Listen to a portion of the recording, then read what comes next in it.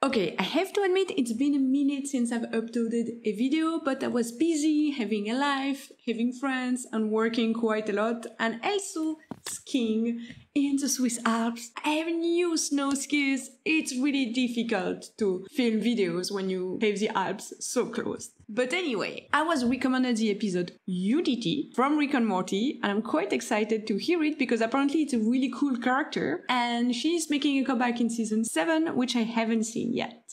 Kids is always check out distress beacons. 9 out of 10 times it's a ship full of dead aliens and a bunch of free shit. Whoa! 1 out of 10 times it's a deadly trap, but I'm ready to roll those dice. Seems like something terrible happened here. Yep, cha-ching. Oh, hey, you're alive. Thank God. Can you help us? Our planet was taken over by some kind of entity. It absorbed the minds of our people. The people it takes over, they look like your friends, your family, but they're not themselves anymore. They're part of it. Then how do you know it didn't get on the ship with you? Hello, Rick. Long time no see. Unity? Grandpa? Rick? Oh, boy. This is, Unity. We sort of used to, date. That's a good pitch, but I wish they went like Battlestar Galactica with the last ship in the galaxy kind of vibe. It would actually be really cool to get a Battlestar Galactica episode. I mean, what was her name? Seven? She was really beautiful. It was a really cool TV show.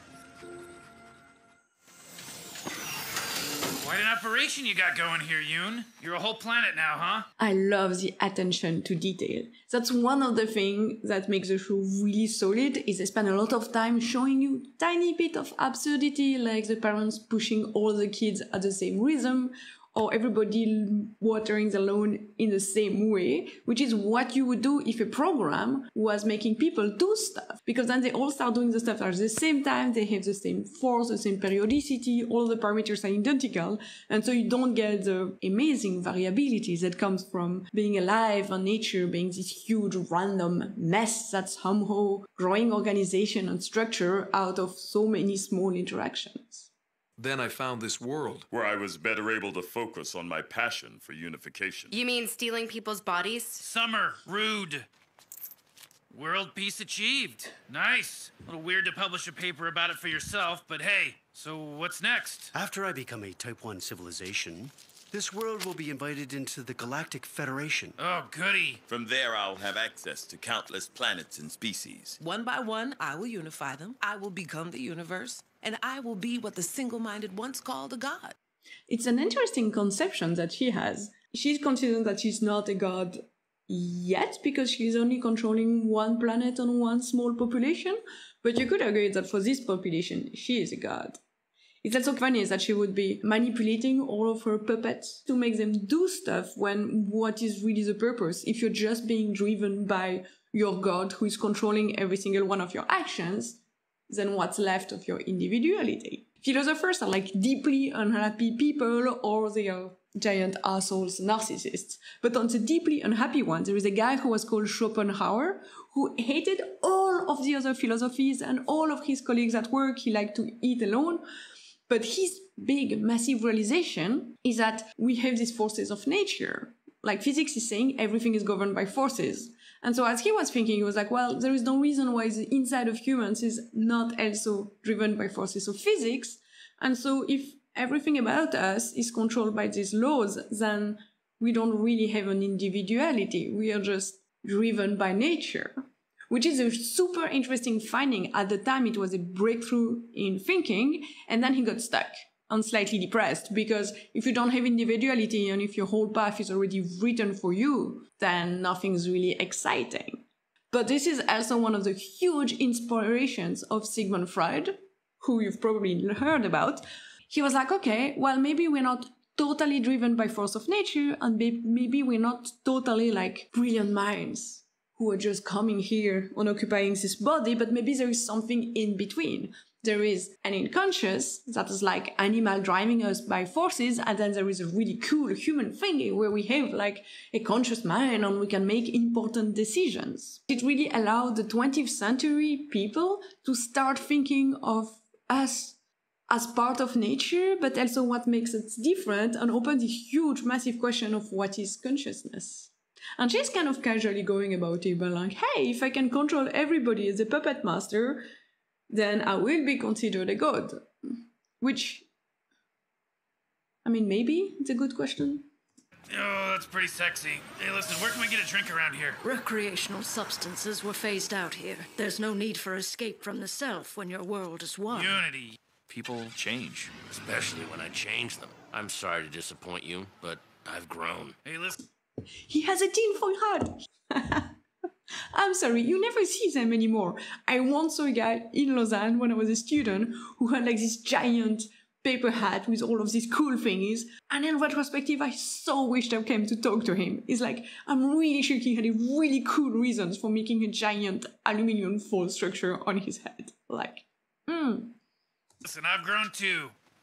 I have! You see, I've reconnected with my family, right? Why is that, I wonder? Maybe it's part of getting old. Or maybe I just missed being with a collective. Yes, Rick. Yes. Oh, yeah. Yes. Look at them go. So coordinated. They're making you into a Mount Rushmore. They made burgers. Cool. Morty, open your eyes. There is no they. These poor people's bodies are being used. They're a planet of puppets. Yeah, I can hear you. Ugh. Well, it seems like everybody here's cool with it. Balloon Summer? No, we don't want your dumb balloons. Okay, we're bored. Take us back to Rick. Now's not a good time. Oh, snap! Powdered neutronium? Amphetatron? You know what I can make with this stuff? Oh, Rick, I shouldn't. Come on. Okay, what the hell? We can purify the resin and make fractal dust. Oh, I was thinking velocitinis, but... Aw, old man Rick can't party with the whole planet. I could do whatever you... This is a weird fantasy scenario. He's basically getting to have whatever kind of sex he wants with how many people, like giant orgy. And now they're going to party, which means maybe everybody is gonna party at the same time. Or like, can she have only people in a certain mood? I mean, it's a really fun intellectual game. Like, this creature, this unity, is really fun to think about if you were going to do story. Like, The Sims, crossover Twilight, crossover 50 Shades of Grey, crossover Rick and Morty, like... Why do you hate me, Summer? I'm not talking to you. I'm talking to Stephen Phillips. Set yourself free. Summer, before I took over this planet, this man was a registered sex offender. Well, so what? At least he was himself. This woman was a drug addict on the verge of suicide. Now she's a marine biologist. The marine biologist is a weird fantasy in American movies. I don't know how you say it, but when the guy meets this really strong, smart, kind, independent woman who's also gorgeous and 8 years younger than him, and for some dumb reason single because she's too busy with her work, but she's gonna end up dating the hero, she's often some kind of biology-related job that makes her go outside and travel and study animals. And they are really fun, but maybe because I'm a physicist, I always feel like, you know, you can go from being a waitress to one of the other field of science. Maybe it's because when they do a scientist who is good at her science stuff, she's usually really stuck up and has social issues, so you kind of pick a field that represents your social skill as a female human. That was a half-baked thought. Do you know what I love about you, Rick? You're the only single mind I've met that really sees the big picture. You gotta just remember to let go sometimes, you know? I can let go. Hey, look. You see that town across the river? Watch this. Whoa! Whoa! That's not what I meant! It's okay. It's okay. I evacuated the town. Look. Hey, we're right here. We're fine. That's kind of cool. Completely nihilistic, but kind of cool.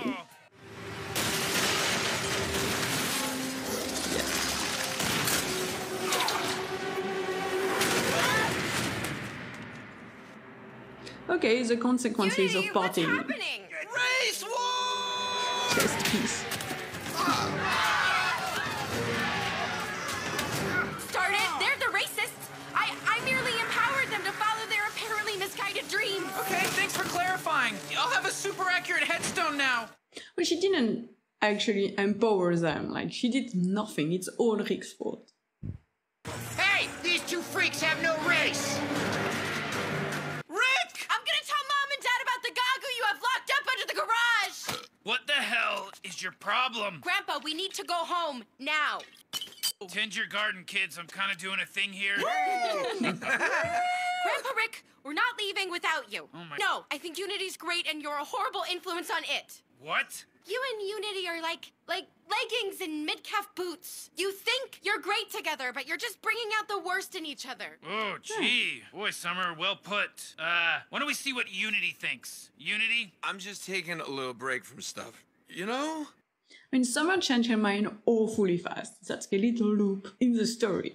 But it's kind of interesting to think that Rick would bring out the worst of Unity, and that the work that she was doing was suddenly taking a giant backseat, and a lot of people are getting harmed. Like, not just the town exploding, but people getting into accidents, people getting wasted. What if you did it for me? What if you came with us as a favor to us? Because you love us. What? Dumb. Bye. But Rick, Summer's just a hyper-emotional, needy little human. It runs in the family. I can tolerate it, but I can't give a crap about it. There is an episode later on in Rick and Morty where they go to the therapist. And I think that kind of dialogues is how they set up the whole psychology of Rick. Like, he sees that other people care for him, and he's using his genius on the multi-world to get away with everything, which is highly egoistical of him, and he's harming the people around him. And I guess it's mirroring the fight that Summer and Morty's parents are having in the episode, which I'm not showing you because it would be too long, but there is an alien in the cellar that just gets pissed off about these two fighting. Take care of yourself, Unity.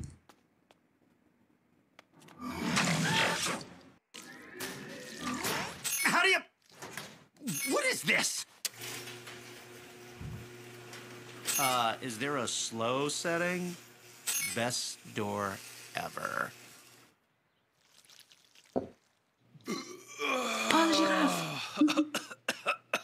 Okay. Now make him cry, but happy cry. Now make them all make fun of the blonde one. Can't believe you created a whole show for me. Now cancel it. All right, I'm bored. Rick, is there a way for you to call Summer and Morty? I feel bad that they... Screw those guys. Don't waste your brain on those weirdos, Unity. They're no different from any of the aimless chumps that you occupy. They just put you at the center of their lives because you're powerful, and then because they put you there, they want you to be less powerful. Never gonna happen though, right? Back in a flash. He has an interesting theory. So basically people love him because he's all-powerful and so important, which I guess is kind of this social hierarchy game you see about on the internet of people who don't get relationship. If he doesn't get relationship, at some point he must have asked himself, hey, why does my daughter or my grandkids care about me? And his answer is that he's so genius that of course they're like dazzled by his presence. And he doesn't understand that relationships are the quiet stuff that happens when no one is looking. Okay, discretion. My absolute favorite bit of The Little Prince is when the fox asks the little prince to become his friend. And the little prince is like, well, if I'm gonna leave, what's the difference? And the fox says, well, if you befriend me, then my entire world will be different. Because for the moment, you're just like one human among all of the other humans. But if we become friends, you're gonna be unique to me. When he sees a field of wheat that's golden yellow, he's gonna think of the hair of the little prince. When he hears a laughter on when his discussion, he's gonna feel about the little prince. And because of that friendship with this one human who became unique to him, his entire world is transformed. And it's such a beautiful way of describing relationship. And it's a way that Rick is not accepting to be. He's actually not letting his grandkids and the other people around him change him in any way. That's what he's saying. He's like, I refuse to lose power. He's refusing to let other people change his world. Best weekend ever, Rick. I agree, Rick. Let's see how long we can go. Hey, Yoon, you got any more? Rick, forgive me for doing this in notes. I'm not... By the way, my name is Laure. I'm a physicist and I do reaction of different kind of videos on popular culture content. So if you want to see more, I will have another video that I did on Rick and Morty that will be at the end of this video in the recommendation. And it got viral, which I was really excited about. And so just thank you for watching me. It's really cool that you are here. Rick, forgive me for doing this in notes. I'm not strong enough to do it in persons. I realize now that I'm attracted to you for the same reason I can't be with you. You can't change. And I have no problem with that, but it clearly means I have a problem with myself. Yours. And nobody else's. Unity. That's a lovely letter. It's quite interesting. Her entire life consists into getting into people's minds and controlling them. And with Rick, she just doesn't do it. And so she gets to socialize with a real person, but in the sense that she absolutely cannot change him in any way.